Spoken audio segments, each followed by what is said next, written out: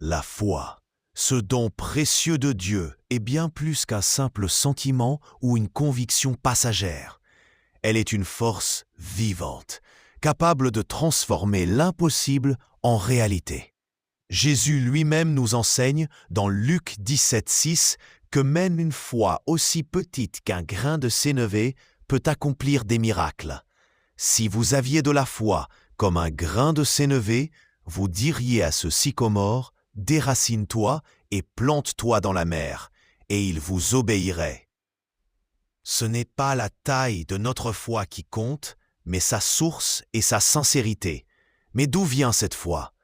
Romains 10,17 nous éclaire. Ainsi la foi vient de ce qu'on entend, et ce qu'on entend vient de la parole de Christ. La foi naît et grandit en nous lorsque nous écoutons et méditons la parole de Dieu. Elle est nourrie par la vérité divine, révélée dans les Écritures et incarnée en Jésus-Christ. La foi est aussi une vision spirituelle, une certitude intérieure. Comme le dit Hébreux 11,1, « Or la foi est une ferme assurance des choses qu'on espère, une démonstration de celles qu'on ne voit pas. Elle nous permet d'espérer contre toute espérance, de croire sans voir et de marcher avec assurance dans les promesses de Dieu.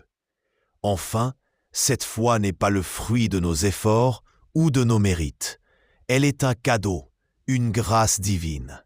Éphésiens 2,8-9 nous rappelle « Car c'est par la grâce que vous êtes sauvés, par le moyen de la foi.